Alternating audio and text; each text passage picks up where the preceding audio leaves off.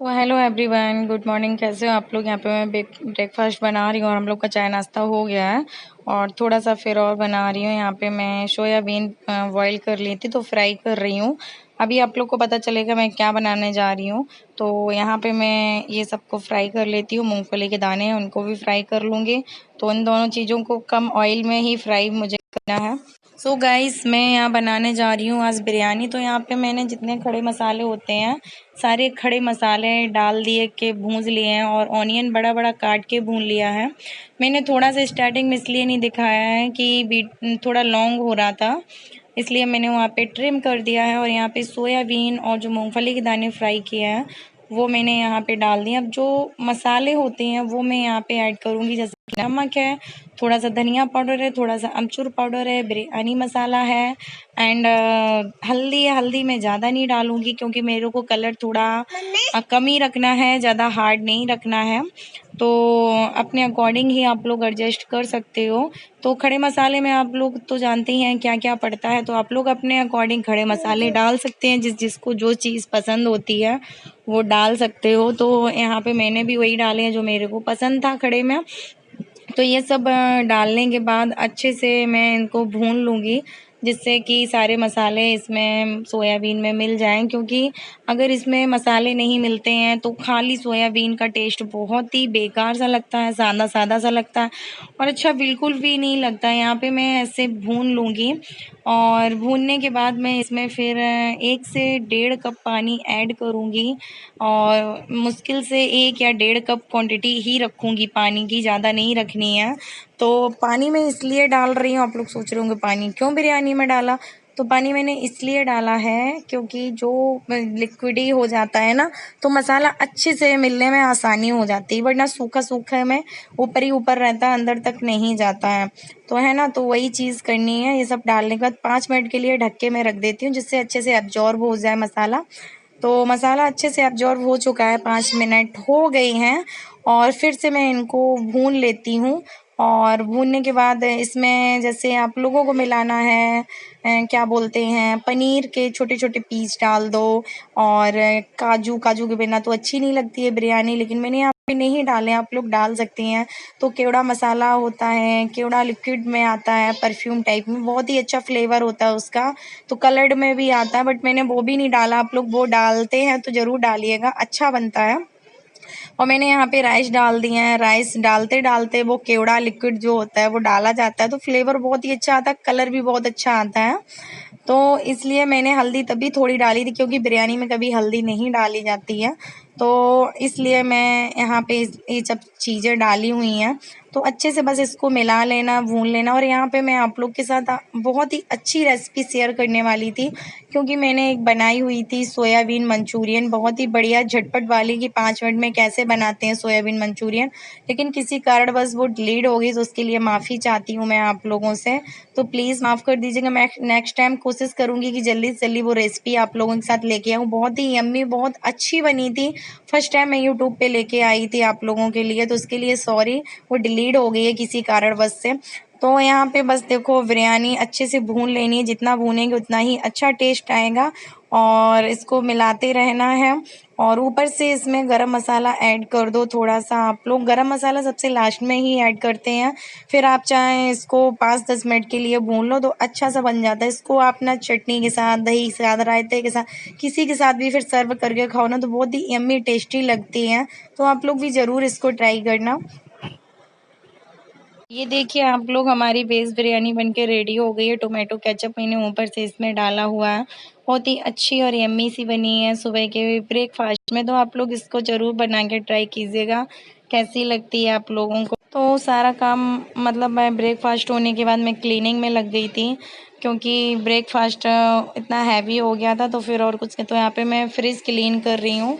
Fridge clean करने के बाद फिर मैं और भी काम मुझे करनी है, तो मैं जल्दी फटाफट फ्रिज क्लीन करने के बाद यहाँ मैं किचन में आ गई हूँ। तो मैं कोशिश करती हूँ हमेशा अपना किचन का जो प्लेटफॉर्म है हमेशा क्लीन रखती हूँ, क्योंकि मुझे पूरा दिन किचन में होना होता है। तो मैं हमेशा क्लीनिंग करती रहती हूँ। और मैं यहाँ नमक के पानी से ही साफ़ कर रही हूँ, क्योंकि जो चींटियाँ होती हैं ना बहुत ज़्यादा आ जाती हैं। आजकल मौसम ही ऐसा हो रहा है। तो फ्रिज भी मैंने उसी से साफ़ किया। एक्चुअली फ्रिज मेरा साफ़ होता है, लेकिन मैं डेली कोशिश करती हूँ 1-2 दिन में ऐसे साफ़ कपड़े से पोंछ देती हूँ। तो खाने पीने की चीज़ें रखी जाती हैं तो वो जगह हमेशा क्लीन रखनी चाहिए।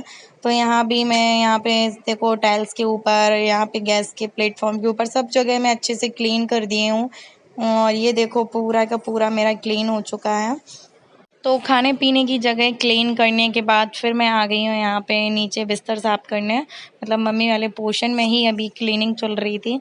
तो बिस्तर बहुत गंदे हो जाते हैं और मेरे को ज़रा सा भी अगर गंदा नज़र आता है तो मैं तुरंत ही क्लीन कर लेती हूँ। तो मेरे को बहुत इरिटेशन हो जाती है अगर बिस्तर पे एक भी दाना कहीं पड़ा हुआ है तो देखो मैं एक एक चुन चुन के बीनती रहती हूँ। दिन भर मेरा ऐसे ही निकल जाता है, दिन भर कुछ ना कुछ मैं करती रहती हूँ। तो यहाँ पे भी मैं क्लीनिंग कर रही हूँ। मेरा सुबह का यही रूटीन होता है कि सबसे पहले मेरे को यहाँ का पोर्शन साफ़ करना होता है, क्योंकि यहाँ पे ऐनी पूरे दिन रहती है तो उसको भी टाइम स्पेंड करना होता है। इसलिए मुझे क्लीनिंग बहुत ज़्यादा करनी होती है और मुझे अच्छा भी नहीं लगता कहीं ये सामान पड़ा है, कहीं वो सामान पड़ा है। तो इस चक्कर में मैं हमेशा लगी रहती हूँ, मेरा पूरा दिन ऐसे ही निकल जाता है।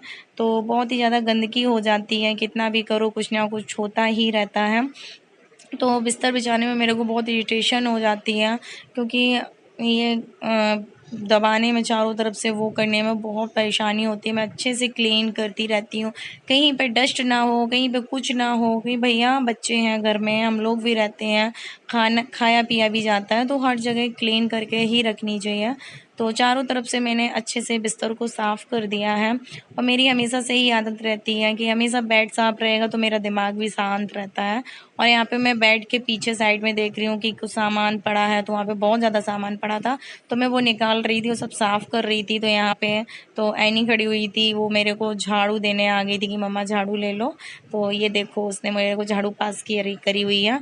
तो वहाँ पे मैं वही क्लीनिंग करके सारा कूड़ा बाहर निकाल रही हूँ। जितना हो सकता है उतना क्लीनिंग अपने अकॉर्डिंग मैं। और बिस्तर साफ़ होने के बाद तो फिर एक ही काम होता है कि सारा जितना डस्टिंग है, झाड़ू पोंछा है वो करो। तो यहाँ पे मैं बस झाड़ू लगा रही हूँ, झाड़ू के बाद पोंछा लगाऊंगी। तो मेरा यही होता है सबसे पहले खाने वाली जगह को, उस प्लेटफॉर्म को साफ़ करो, फिर उसके बाद बिस्तर करो, उसके बाद फिर झाड़ू पोंछा करो। क्योंकि इससे ना एक रूटीन बन जाता है स्टार्टिंग से कि क्या करना है क्या नहीं करना है। इससे माइंड भी वैसा नहीं होता है। तो टाइम टू टाइम काम ऐसे होता रहता है, तो मेरे को ऐसे करने में कोई ज़्यादा प्रॉब्लम भी नहीं। तो यहाँ पर भी मेरा पोंछा स्टार्ट हो गया है।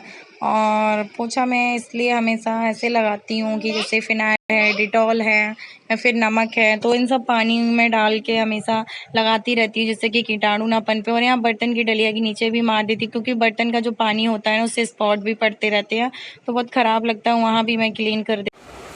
सो हाय गाइस, वेलकम। कैसे हैं आप लोग? और आज है 3 तारीख यानी कि 3 जुलाई और दिन है बृहस्पति, सॉरी फ्राइडे है। हाँ कल बृहस्पतिवार था, आज फ्राइडे है, शुक्रवार है। तो सुबह से यार ऐसे ही हो जाता है, ऐसे ही हो जाता है। इतना एक तो थकान हो जाती है ना, तो अब सबसे ज़्यादा इसकी वजह से भी थोड़ा प्रॉब्लम हो जाती है। तो अभी नहला धुला के इसको फ्री हुए हैं, 12 साढ़े 12 बज चुके हैं। तो अभी थोड़ा सा मैं 5-10 मिनट के लिए लेट गई हूँ कि जब से उठी हूँ तब से काम पे ही लगी हूँ। पता है काम मेरा इतना बढ़ जाता है, इतना बढ़ जाता है ना। वही कहते हैं ना, अभी इनके पापा भी नहीं है, बाबा भी नहीं है, और क्या नाम, तो मम्मी इतना ज़्यादा तो नहीं कर पाती हैं, सब मुझे ही एडजस्ट करना पड़ता है। तो बहुत ज़्यादा मेरा दिमाग ख़राब हो जाता है। तो क्योंकि ये भी इतनी शैतानी करती है, इसको भी देखने के लिए प्रॉपर एक जन चाहिए मुझे। इसको भी देखना है, खाना भी बनाना है, काम भी करना है, यूट्यूब भी संभालना है। और ज़रा से एक जगह से करके और दूसरी जगह फैला दे तो इतनी ज़्यादा डस्टिंग हो जाती है, दिमाग ख़राब हो जाता है। जबकि सुबह मैं उठी थी, नहा धो चुकी थी, है ना। नहाने धोने के बाद मैंने इसको नहीं नहलाया था, बस ऐसी मालिश सी कर दी थी हल्की। मैंने कहा फिर दोपहर के टाइम नहलाएंगे, क्योंकि इतनी गर्मी हो रही है, गर्मी की वजह से बहुत ही ज़्यादा दिमाग ख़राब हो रहा है। तो कुछ समझ में नहीं आता। अभी इसको नहला धुला के बस सुला दिया, इसने ज़्यादा कुछ खाया पिया नहीं है। और मेरा भी नीचे का सारा काम हो गया है। काम क्या, अभी लंच तक नहीं बना, ये समझ लीजिए आप लोग। अभी लंच बनाऊंगी जाके, लंच में देखते हैं, कल मैंने बनाए थे भरवा बैगन की सब्जी, तो अभी वही रखी है भरवा बैगन, तो अच्छे से 2-3 दिन चल जाते हैं। सोच रहे उसके साथ में पराठे सेक लेंगे तो वही खा लेंगे। और अभी मैंने जो राइस बनाए थे और भी सुबह ब्रेकफास्ट जो बना था चाय के साथ में, वो खा पी लिया, इतना हैवी हो गया है। तो बिल्कुल भी इच्छा नहीं थी, सिर्फ गरम गरम आटा गूंथ के पराठे ही सेकने हैं, तो वो करना है और सारा काम फिनिश हो गया। जब तक पता है ना यार, मेरी ऐसी आदत है, जब तक क्लीनिंग ना कर लो, पूरे घर में सफाई ना कर लो, तब तक निवाला गले से उतरता ही नहीं है, एकदम से चिड़चिड़ी सी होती है। और पता है ना मेरा क्या है ना, अगर सफाई है तो मैं खुश अपने आप हो जाती हूँ, अपने आप मेरा मन खुश हो जाता है। अगर ज़रा सी भी मेरे को प्रॉपर गंदगी दिखती है तो दिमाग इतना ख़राब हो जाता है, फिर मैं ये नहीं देखती सामने मेरे कौन है, क्या कहना चाहिए क्या नहीं कहना चाहिए, मेरे मन में जो आता है फिर मैं वो कहती हूँ। तो गुस्सा मेरी सीधा एनी पे ही निकलती है, तो क्या करें, उसी पे चीखना चिल्लाना मेरा रहता है, तो दिमाग बहुत ज़्यादा अपसेट हो जाता है। और रात में भी मेरे को नींद नहीं आती है, ठीक है।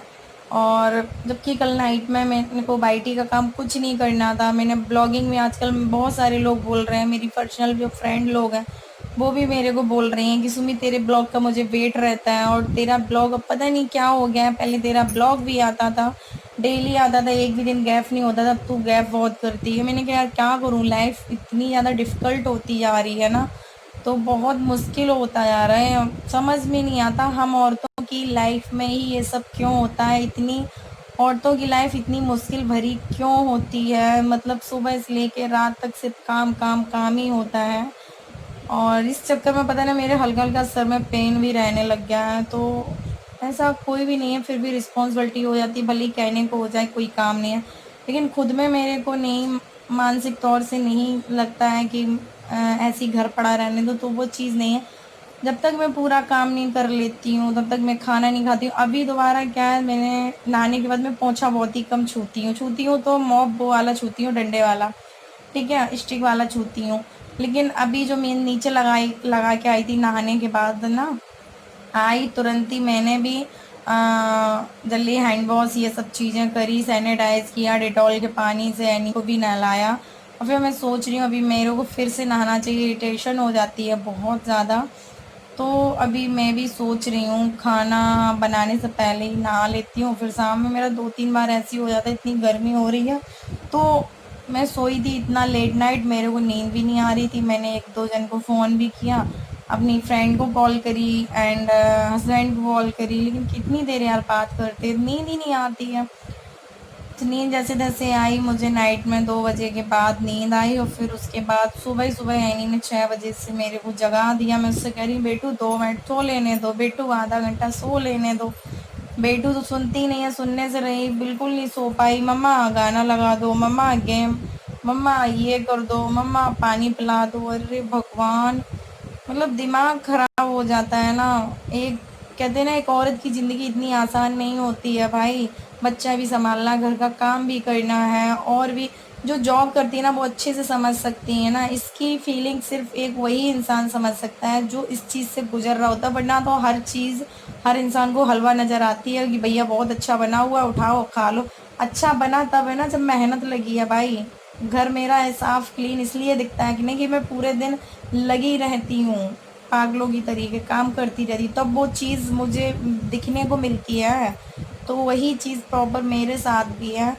तो एक रेसिपी मैंने उस दिन शेयर करी, सॉरी बनाई थी, बहुत ही अच्छी बनाई थी, मंचूरियन टाइप में बनाया था सोयाबीन का, बहुत ही यम्मी सा बना था। तो पूरा मैंने इसकी रेसिपी भी बनाई, और पता नहीं क्या हुआ, दिमाग इतना अपसेट चलता है, फ़ोन कभी कभार एनी भी ले लेती है और कभी मुझसे भी पता नहीं क्या हो जाता। तो वो मैं आज देख रही थी, मैंने कहा वो रेसिपी मैं इसमें शेयर कर दूँगी, वो पता नहीं कैसे डिलीट हो गई है, अब समझ में नहीं आ रहा वो मैं कब बनाऊँगी, कब आप लोग के साथ शेयर करूँगी। फर्स्ट टाइम वो शेयर कर रही थी, बहुत ही ज़्यादा अच्छी बनी हुई थी, तो मैंने कहा चलो मैं आप लोग को दिखा देती हूँ जैसा भी है।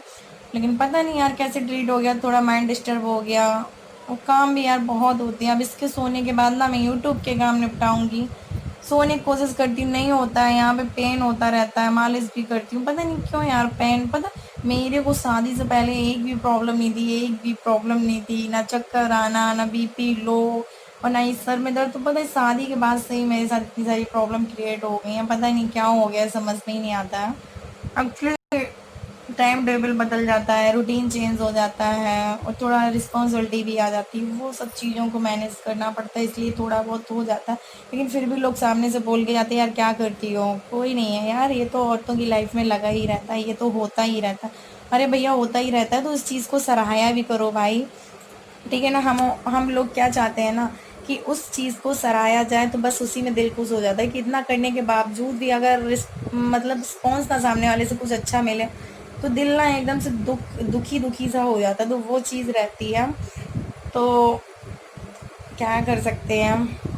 चलो तो फिर मैं जल्दी फटाफट से लंच वंच रेडी कर लेती हूँ, नहा धो लेती हूँ, एक बार नहा ही चुकी हूँ, दोबारा से फिर राउंड पे लगती हूँ, फिर आप लोग से मिलूंगी, क्योंकि अभी मैंने बहुत जी भर के मन भर के आप लोगों से बात कर लिया। थोड़ा बहुत वो रूटीन दिखाया है, थोड़ी बहुत और दिखा दूंगी, तो बस चलो तो फिर चलती हूँ, ठीक है, काम निपटा लेते हैं जल्दी से।